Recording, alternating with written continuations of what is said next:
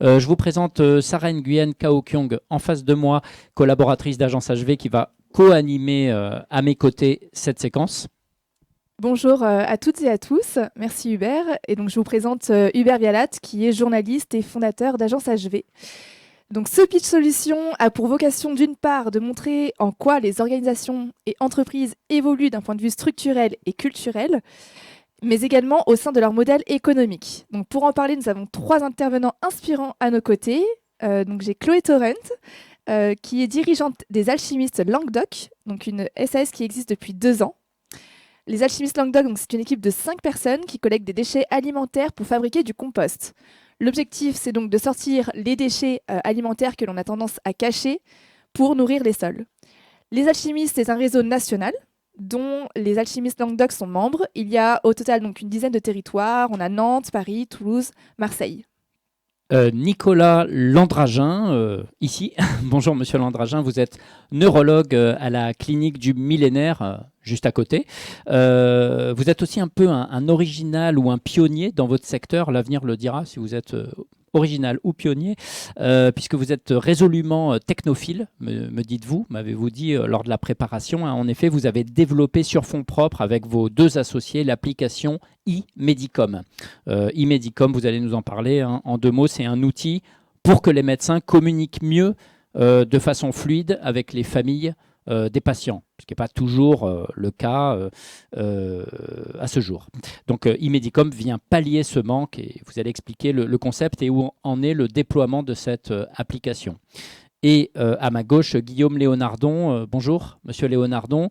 Vous êtes directeur, j'espère ne me pas tromper dans les acronymes, QHSE et RSE de Exis, basé à Frontignan, à côté de ça, dans l'Hérault. Exis, donc c'est une ETI familiale, la famille Matteux, avec à sa tête Caroline et Clément, spécialistes de la protection de surface et de la communication visuelle, active à l'international. C'est une belle entreprise, 450 salariés, dont 330 en France, et qui réalise un chiffre d'affaires de 140 millions d'euros. Et Monsieur Léonardon, vous êtes par ailleurs membre actif du Collège des directeurs du développement durable, le C3D, une association qui regroupe 200 directeurs RSE. Et vous allez nous expliquer le virage RSE pris par Exis depuis environ 4 ans. Donc voilà, on le voit, il y a 2 jeunes entreprises structures et une Exis qui est implantée depuis 35 ans, qui a été créé en 89, je crois, et qui donc, Exis, opère un virage. C'est des témoignages un petit peu différents. Oui, donc du coup, Guillaume Léonardon, Exis est une grosse entreprise industrielle, comme le dit Hubert, dont on entend peu parler, mais qui pèse, avec un projet d'extension en cours à Frontignan d'ailleurs. Exis fait beaucoup, notamment en matière de RSE, comme on vient de le dire. La crise Covid a été un déclencheur pour se lancer à corps perdu dans la RSE. Comment ça s'est passé ? Donc effectivement, le Covid, comme toute crise, on a fait le parallèle en fait entre la RSE et une crise, qu'elle soit financière ou sanitaire, comme on l'a vécu. Parce qu'une crise, elle permet d'accélérer et de prendre des décisions beaucoup plus rapidement et de faire bouger en fait des immobilismes qui étaient ancrés chez Exis depuis 30-35 ans, comme on l'a vu. Et le Covid, justement, a permis d'engendrer et de découler vers des nouvelles visions, notamment cette notion de la RSE et du développement durable. Et on a adapté notre propre stratégie de performance business en prenant en compte l'ensemble de tous les domaines de la RSE, mais en restant, on va venir après, mais vraiment en restant sur notre image et vraiment du factuel, réaliser des actions pour nous et du moins pour le territoire et le bassin. En clair, pendant le Covid, il y avait moins d'activités, comme dans plein de secteurs. Et donc, vous vous êtes penché sur la politique RSE qui, me dites-vous, m'aviez-vous dit, était un peu fouillie jusqu'alors, avant 2020. C'est le moins qu'on puisse dire. Comme beaucoup d'entreprises de la taille d'Exis, donc 400 salariés, on va dire, on est dans la médiane, beaucoup de choses, beaucoup de documents, beaucoup d'accords, beaucoup de règles, beaucoup de règlements intérieurs, beaucoup de politiques, pléthore. Et en fait, on se rendait compte qu'on n'avait pas une ligne directrice qui nous permet justement de déployer efficacement cette stratégie, la faire adopter à l'ensemble des collaborateurs et potentiellement aller chercher des nouveaux business parce pareil, on va le voir tout à l'heure, il y a son importance. Donc pour essayer justement de bâtir une stratégie fiable et de performance, parce que ce qu'on cherche c'est quand même la performance, que ce soit dans le monde social, éthique, environnemental, qualité, Si on n'a pas de performance, c'est voué à l'échec. Donc on s'est attaché les services d'une structure qui est Greenflex et qui nous a aidé justement à bâtir cette nouvelle politique stratégique RSE et la déployer à l'ensemble du groupe. 4 axes sur cette politique, vous pouvez les Tout développer? à fait. Donc on a quatre axes stratégiques qui sont l'innovation durable. Bien entendu, on travaille sur les notions de valorisation, on va le voir juste après, mais le développement de solutions sans PVC avec des adhésifs à queue. On travaille également sur la réduction de l'empreinte environnementale au travers des bilans carbone, de l'analyse des cycles de vie et de l'économie circulaire, de l'aspect éthique et social en soutenant bon nombre d'associations autour du secteur du bassin de Thau. C'est important de souligner ça et du bassin montpelliérain. On ne va pas plus loin, c'est notre vision, notre philosophie. Et le troisième, c'est agir sur le capital humain, donc améliorer l'aspect social de la structure. Et votre poste, du coup, a lui-même évolué au sein d'Exis pour mettre en place cette politique RSE, c'est bien ça? Effectivement, moi je suis rentré chez Exis en 2014, donc beaucoup de personnes disent que je suis un baby Exis, mais c'est vrai. Je suis rentré en stage chez Exis, mon apprentissage. J'ai réalisé mes études donc, à l'université de Montpellier 2, à l'école santé, sécurité, environnement, qualité. Et au fur et à mesure que je suis rentré chez Exis, j'avais vraiment cette vision HSE et génie sécurité. 2021 oblige, on bâtit la structure, on déploie ces structures. Il faut cadrer vraiment toute cette notion d'animation intersite, 450 salariés à une personne, on ne peut pas. Et donc on m'a attaché cette notion de responsabilité sociétale dans mon titre et on a bâti une équipe, parce que je ne suis pas seul à travailler autour de cette notion de la RSE. Et vous êtes combien du coup actuellement sur la RSE dans l'équipe?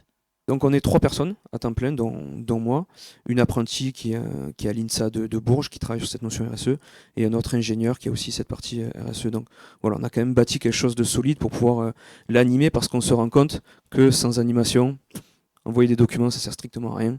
Donc ça passe par des challenges, on va en parler, par des diverses animations, journées RSE, etc. Ouais, mais parlons-en maintenant à la rigueur. C'est comment embarquer les salariés dans cette culture, dans cette culture RSE, comment faire en sorte qu'ils adhèrent à ces axes stratégiques là, comment faire en sorte que ça infuse au sein de cette PME industrielle qui n'avait pas forcément cette culture avant.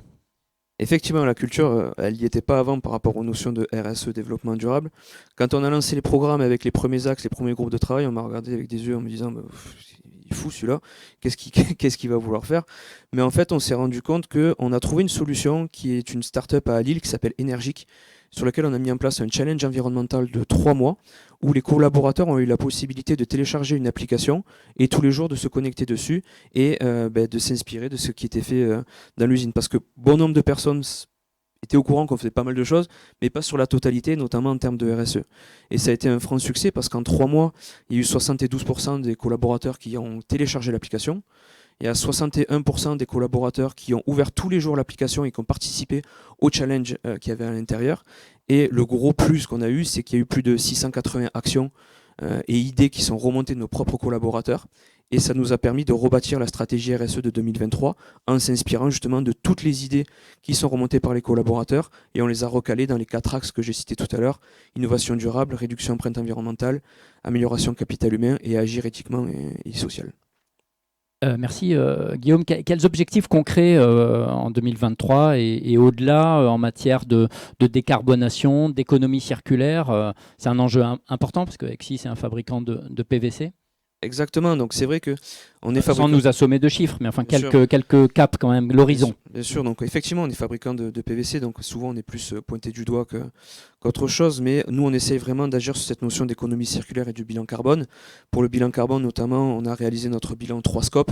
C'était une volonté, même si on n'était pas obligé de prendre les 3 scopes, mais nous on veut vraiment avoir cette vision factuelle et cette transparence au niveau de nos émissions. On émet 64 000 tonnes de CO2. Et justement, l'objectif, c'est d'agir sur ces réductions d'émissions de CO2 en travaillant sur l'économie circulaire. Pour pallier justement à cette vision de PVC, ça fait 4 ans qu'on travaille sur la recherche de solutions de valorisation de matière. La valorisation énergétique, c'est bien, mais je ne vais pas en parler parce qu'avec n'importe quel déchet, on peut faire la valorisation énergétique. Mais nous, ce qu'on cherche, c'est vraiment la valorisation de matière. En témoignent les liners qu'on utilise. Donc le liner, c'est la partie sur laquelle repose l'adhésif. Aujourd'hui, on récupère l'ensemble de ces liners et on les transforme avec un fabricant français en ouate de cellulose pour faire des isolants thermiques. Et idem pour le PVC, on récupère les PVC issus de nos productions, mais également issus de chez nos clients en France. Donc on a mis en place un maillage en France qui nous permet de récolter l'ensemble des PVC mis sur le marché. Et là, ces PVC sont transformés en particules pour de l'adduction de tuyaux en eau non potable en Europe. Et cette stratégie RSE vous permet de gagner ou de conserver des parts de marché? Alors, avant de parler de marché business, déjà, on a senti un vrai élan qui a été mis en interne chez nous, avec de vraies questions qui ont répondu sur le niveau social. Donc ça, c'est déjà un vrai point. Ensuite, effectivement, sur l'aspect marché, on se rend compte aujourd'hui que c'est les appels d'offres publics, parce qu'on répond à du public, du privé, mais en moyenne, c'est entre 8 et 10% de la teneur de ces appels d'offres qui parlent de RSE.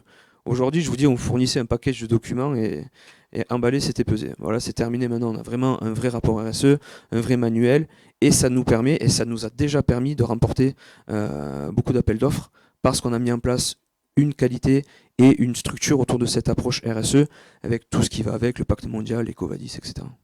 Et quels sont les axes de progrès? Donc les axes de progrès, déjà en interne, chez Exis, on génère annuellement 1000 tonnes de déchets non dangereux et 300 tonnes de déchets dangereux. Pour la partie des déchets dangereux, on vise le 100% de recyclage de valorisation énergétique. On ne peut pas faire de la valorisation de matière avec du liquide dangereux, donc ça c'est fait. Par contre, sur les parties non dangereuses, sur les 1000 tonnes, aujourd'hui on a 70% de notre mix de production qui est valorisé. On veut viser les 100% d'ici 2025. Ça c'est le premier point. Et second point, c'est agir sur la sobriété énergétique. Aujourd'hui, tout le monde est face à des augmentations tarifaires en termes énergétiques qui sont énormes. Donc Exis a pris le pan justement de vouloir agir sur sa propre sobriété énergétique en investissant dans des ombrières solaires en autoconsommation, dans des bornes de recharge, dans des stratégies de comptage qui nous permettent justement de réduire cette consommation énergétique. Et peut-être un dernier point, Monsieur Léonardon, sur comment vous intégrez cette démarche dans votre écosystème local. Je crois que vous êtes ambassadeur d'un cercle montpelliérain. Enfin, vous pouvez détailler un peu ça, qu'on voit que vous n'êtes pas tout seul dans votre coin, en fait. Bien sûr. De toute façon, tout seul, on avance, mais bon, à plusieurs, je pense qu'on avance plus vite, surtout avec les groupes auxquels on appartient. Donc, effectivement, Exis est membre du Pacte mondial des Nations Unies et entreprise ambassadrice du Cercle montpelliérain des Nations Unies. L'objectif de ce pacte, justement, c'est d'adhérer aux objectifs du développement durable, des 17 objectifs qu'on a sélectionnés, prioritaires, secondaires. Je ne vais pas rentrer dans les détails, mais l'objectif, c'est de rassembler l'ensemble des entreprises membres du Pacte mondial dans nos locaux pour échanger autour des bonnes pratiques, et d'essayer de cibler ce qui peut être bon pour l'ensemble des structures auxquelles appartient cette belle mouvance. Ensuite, le C3D, le Collège des directeurs du développement durable, qui est une association qui permet là justement d'avoir un recueil et une richesse en termes d'informations. Donc là, c'est plus personnel, mais c'est quelque chose que j'applique au quotidien au travail. Et ensuite, voilà, au niveau du maillage bassin de taux, l'intégration d'Exis dans le Blue Invest, qui est un syndicat agence d'attractivité. Agence d'attractivité, effectivement, à l'échelle du bassin de taux Cap d'Agde, qui nous permet justement d'agir sur l'aspect éthique et social aussi de D'accord. Et avec une récompense aussi récemment qui vient valider du coup cette structuration RSE. Effectivement, l'an dernier, une grande satisfaction parce qu'au bout de 2 ans, on ne pensait pas déjà qu'on allait être sélectionné. Donc être sélectionné, c'était déjà bien. Et on a été récompensé, on a été deuxième, derrière BRL et devant Pernod Ricard pour notre stratégie RSE. Et cette stratégie RSE, justement, elle reposait sur notre feuille des objectifs du développement durable. Et on a vraiment ciblé sur des actions qui touchaient le bassin et notre propre industrie, sans forcément aller chercher des programmes de décarbonation partout dans le monde. Agissons déjà chez nous, autour du bassin de taux, dans nos industries, et ensuite on ira voir ce qui se fait ailleurs. Et c'est un prix attribué par qui? Par le Pacte mondial des Nations Unies, par les Nations Unies. Okay.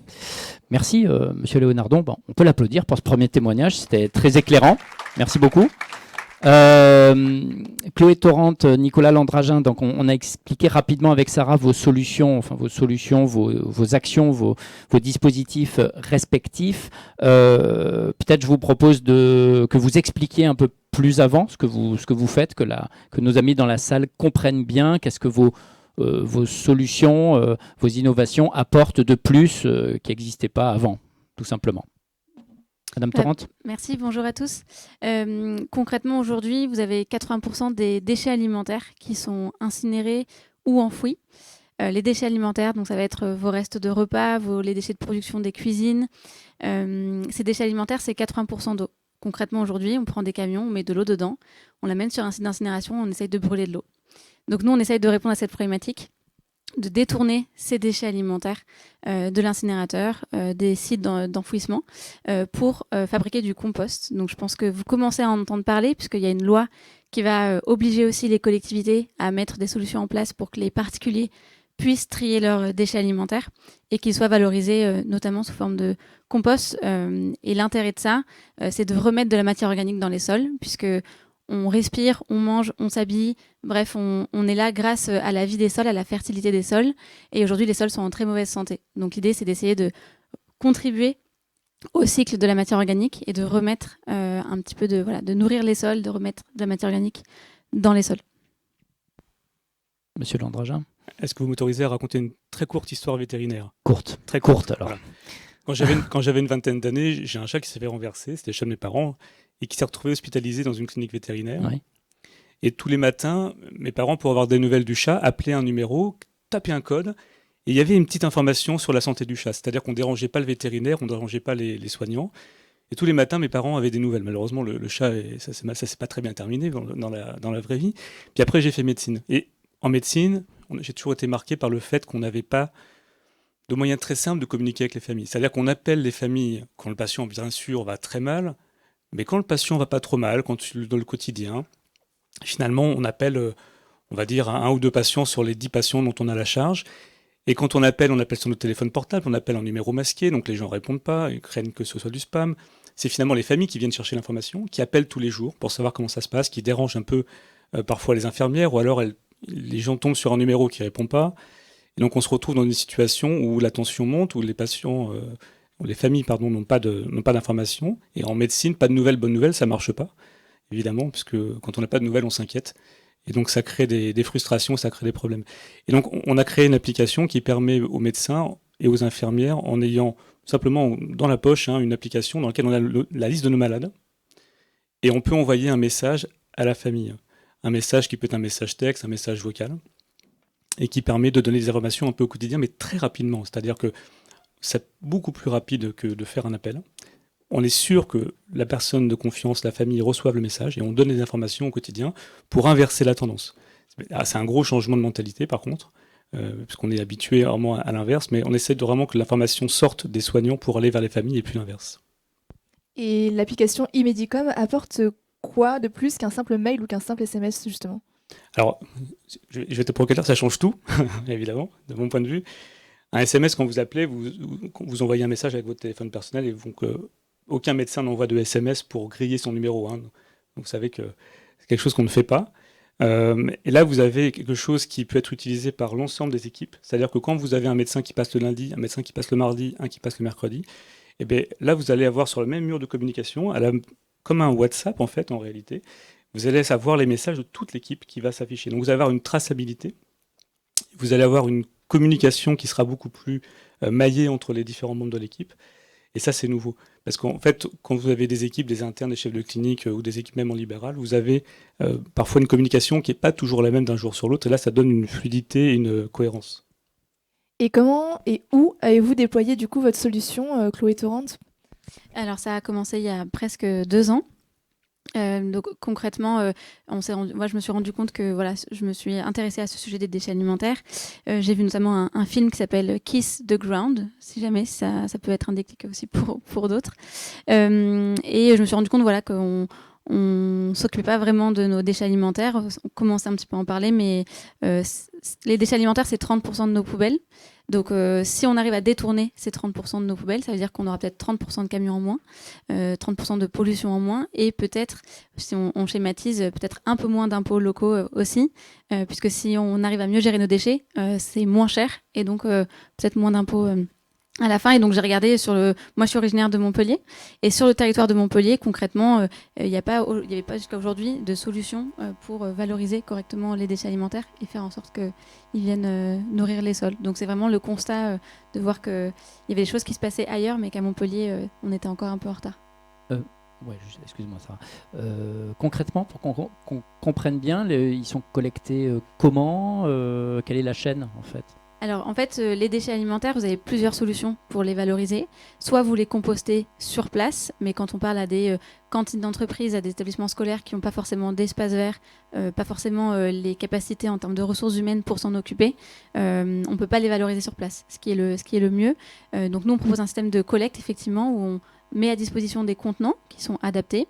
On va former les équipes pour s'assurer qu'elles adhèrent à la démarche. Il y a aussi un gros changement d'habitude de la part des équipes où jusqu'à maintenant, elles jetaient tout dans une poubelle et on s'en occupait plus trop. Là, il y a des consignes de tri, puisque pour faire un bon compost, il ne faut pas qu'on mette de plastique, il faut éviter les petites cuillères, voilà, tous les indésirables qu'on peut imaginer dans une cantine, par exemple. Et donc, on va venir collecter à fréquence régulière ces contenants. On va procéder par échange de bacs. Donc, on va mettre des nouveaux bacs vides à disposition. Ça évite aux équipes de devoir nettoyer les contenants, d'avoir des contraintes aussi là-dessus. Et puis, on les amène sur notre site de logistique. On va pouvoir massifier les déchets alimentaires, les surtrier si besoin. Pérol. Hein. À Pérol, Ouais. exactement. Et ensuite, les envoyer en compostage sur une ligne de compostage de Montpellier, Où ça? sur l'usine d'Améthyste. D'accord. Et combien de clients avez-vous à ce stade et où est-ce qu'ils sont? Alors aujourd'hui, on a une 60aine de clients qui sont répartis principalement sur Montpellier, la métropole, et on va jusqu'à Sète et Frontignan aussi. Et puis, le nombre de clients, et vous m'avez dit? Et où se situe-t-il du coup, vous l'avez dit, et le nombre Voilà. de clients, voilà ça. Ok, très bien, j'ai répondu. Et Nicolas Landragin, même question, oui, comment et où avez-vous déployé la solution? Ça en est où en fait, Imedicom, en termes de déploiement? Alors, on est encore quand même globalement au début. L'application, elle a été créée et développée en 2021. Et donc, on a eu de la confiance de Serge Constantin et de groupe Clinipol. Donc, on est en place à la clinique du Parc depuis à peu près 1 an et demi. On a eu 3 mois de test au départ, le temps de déployer. Puis, on a augmenté le nombre de services au fur et à mesure. Et donc, voilà, ça fait 1 an et demi qu'on est en place en routine courante à la clinique du Parc.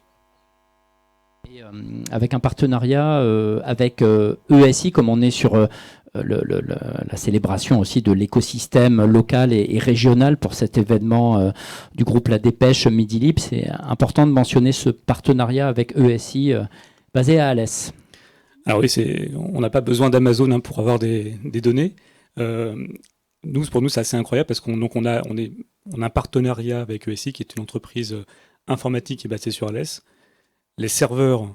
Qui fait quoi? Alors, c'est une société qui fait du développement d'applications et de logiciels informatiques, qui initialement est surtout spécialisée dans le transport exceptionnel, puisque c'est une société qui est intégrée dans le groupe Capel, qui appartient à un de mes associés. Un très gros groupe de transport exceptionnel, leader en France et quasiment européen. Ouais, dans le transport exceptionnel. Et cette société, elle nous a fait à la fois le développement de l'application, ensuite le développement de la partie application mobile Android et iOS. Et puis surtout, ils ont les serveurs qui hébergent toutes nos données et qui sont validés hébergeurs de santé, qui est un label assez exigeant. Et tout est intégralement sur le territoire. On n'a rien à l'extérieur. Alors en plus, on a la chance d'avoir notre premier client qui est dans l'Hérault. Mais donc effectivement, on est intégralement local.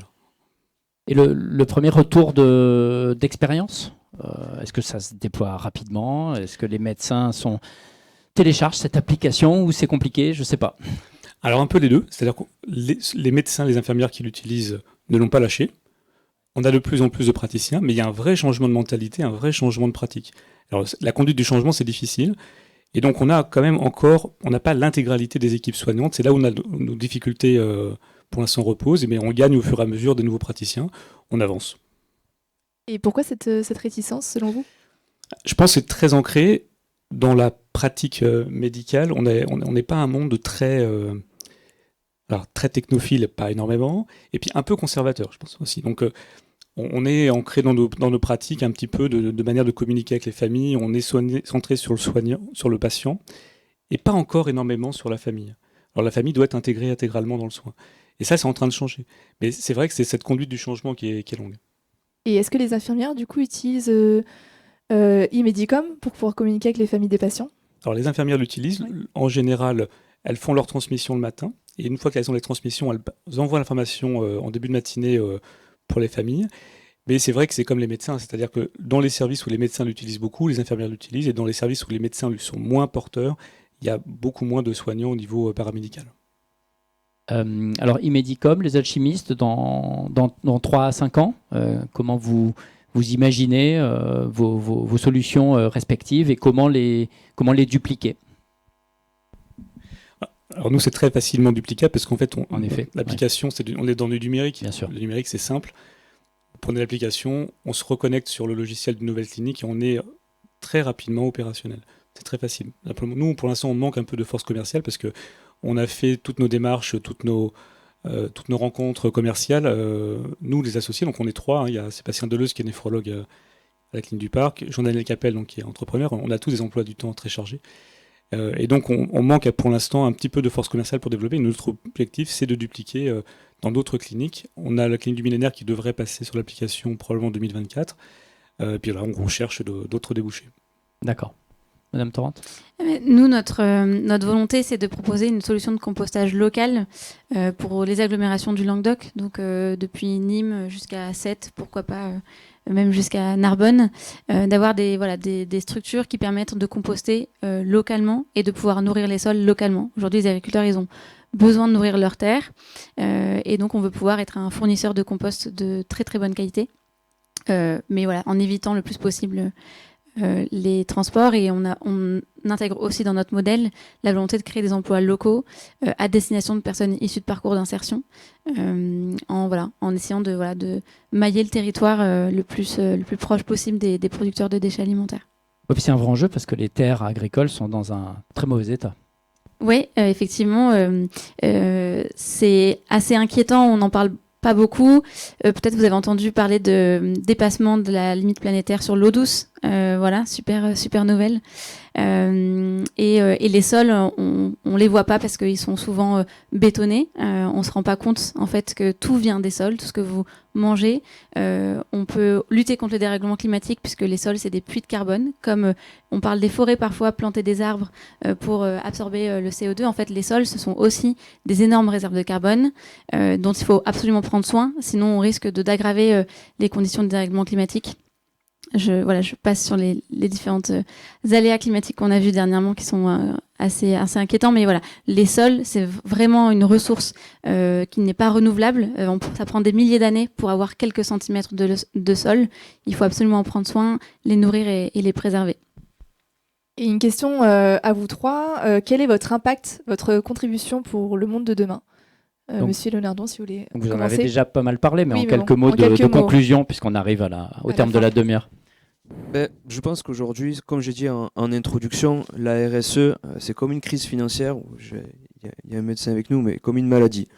Soit ça vous détruit, soit ça vous rend plus fort. Les entreprises de demain qui ne prendront pas en compte toutes les notions de la RSE à leur échelle, sans aller chercher plus loin, c'est pour moi des business qui n'iront pas forcément très loin. Donc ça, c'est vraiment ma vision de la RSE. Après, il y a plein de partenaires qui nous aident, justement. Crédit Agricole qui m'a invité aujourd'hui, que je remercie, à déployer des plans pour la RSE, des plans de financement pour la construction de nouveaux bâtiments, développement d'emplois locaux, etc. Donc moi, voilà, vraiment, cette notion, c'est ça. S'adapter, prendre en compte la RSE, l'adapter à son échelle, et je pense qu'il y aura beaucoup d'entreprises qui seront satisfaites. Parfait. Nous, en fait, on utilise le compost comme un produit de sensibilisation. En fait, quand on montre du compost qui est issu, par exemple, si on parle d'une cantine d'entreprise, on montre aux collaborateurs, voilà, vous avez fait l'effort de trier, et nous, on vous rétribue, en tout cas en contrepartie, vous avez droit à avoir du compost. Ça reconnecte un petit peu les gens avec la terre, avec des choses assez simples avec la nature. Et on espère que dans nos styles de vie qui sont souvent très urbains, le fait d'avoir du compost dans les mains, on prend un peu plus conscience de l'importance de ces déchets alimentaires qui sont des ressources. Donc je ne sais pas quel est l'impact. Nous, on est assez adeptes de faire notre part. Comme Pierre Rabhi disait avec l'image du colibri. Peut-être ça vous parle un petit peu. Chacun fait sa part et on essaye d'être le plus inspirant possible, d'essayer d'éveiller les consciences et de donner envie aux gens, puisque le but c'est pas de convaincre tout le monde, mais d'essayer de donner envie aux gens. D'avoir un mode de vie, une manière de faire un peu plus respectueuse. Je vais être très court. C'est assez simple. Le but, c'est d'améliorer la communication dans la médecine et d'essayer de convaincre effectivement la communauté médicale d'aller un peu plus vers la famille, tout simplement, d'essayer d'être plus apaisé, plus dans la communication. La médecine gagne en général à ce que les patients soient apaisés, et quand les familles sont informées et que la communication se fait mieux, en général, tout va mieux, y compris le patient, quoi. Donc, notre objectif, c'est d'essayer d'agir dans ce sens-là. Et une toute dernière question sur l'écosystème. On en a déjà pas mal parlé, mais finir là-dessus quand même, sur ce forum Le Monde Nouveau. Qu'est-ce que l'écosystème, votre écosystème du territoire au sens large, vous a apporté en termes de R&D, perspectives commerciales, financement? Madame Torrent. Oui, nous, on essaie vraiment de s'intégrer dans l'écosystème local, notamment avec des acteurs associatifs comme Montpellier Zéro Déchet. Bien sûr, les collectivités qui ont un rôle hyper important sur la question des déchets, comme l'association Compostons, où en fait, on essaie de se fédérer comme acteurs qui pouvons peser. Dans le secteur des déchets, on a des gros que vous devez connaître comme Nicolas et Suez, et nous, on essaie de montrer aussi qu'il y a d'autres manières de faire pour gérer les déchets, qu'on peut être acteur du déchet, mais avoir une volonté de les réduire. Et donc on essaye de se fédérer entre acteurs, disons, qui portons une alternative, de montrer qu'il y a d'autres manières de faire pour gérer les déchets, et on est hyper complémentaires avec Compostons, Montpellier Zéro Déchet. On a envie de mettre en lumière tout ce qu'on peut faire avec les déchets. Je remercie d'ailleurs Guillaume pour avoir parlé de valorisation de matière plutôt que de valorisation énergétique, et voilà, donc on est super content de pouvoir compter sur cet écosystème et de se fédérer surtout pour pouvoir essayer d'être un peu plus visible et d'apporter des solutions concrètes pour mieux gérer les déchets. Et vous êtes accompagné par le pôle Realis, hein, voilà, c'est ça structure de la région, ouais, qui accompagne les entreprises, les associations qui sont issues de l'économie sociale et solidaire. Parfait. Oui, monsieur Landragin, je crois que vous êtes au village Baïséa. Hein, absolument, nous on a eu la chance d'intégrer le village Baïséa, qui est un équivalent d'incubateur qui est juste à côté d'ici, qui nous a permis d'avoir un environnement extrêmement apaisant, pratique, bien organisé pour accélérer notre développement, avec un environnement qui est très, très propice. Puis sur le territoire, nous, comme je vous disais tout à l'heure, on a tout eu. Hein, on a nos développeurs, on a nos data centers, on a notre débouché commercial, tout le territoire nous a tout fourni, quoi, hein, depuis l'hébergement jusqu'à le développement, tout. Ok. Monsieur Léonardon, vous en avez parlé, l'agence Blue, le cercle des ambassadeurs, est-ce qu'il y a quelque chose à ajouter là-dessus? Les pouvoirs publics et les collectivités. Aujourd'hui, on a un gros programme d'extension de 3000 m² sur notre site de Frontignan, donc qui ancre encore plus notre volonté de rester sur le bassin. Ça n'a pas été facile. Finalement, quand on veut, on peut, mais avec l'apport justement et l'aide des collectivités qui nous ont aidés vraiment sur les acquisitions foncières, on construit un bâtiment qui sera de performance environnementale autosuffisant, on l'espère. Donc voilà, collectivité territoriale, agence d'attractivité et crédit agricole qui nous a beaucoup aidés. Chloé Torrent, Guillaume Léonardon, Nicolas Landragin, merci à tous les trois. Vous pouvez les applaudir. Donc place maintenant au dialogue pour demain. Construire l'économie de demain. Donc je cède le micro à Gilles Bousquet, qui est responsable du pôle économie à la Dépêche du Midi. Et Hubert, du coup, on se retrouve quant à nous tout à l'heure à 15h30, ici même, pour le deuxième pitch solution sur le thème mobilité tourisme. Sommes-nous sur la bonne voie? Merci beaucoup. Merci Sarah. Merci Madame Torrent. Merci messieurs. Merci à vous. Merci. À tout à l'heure.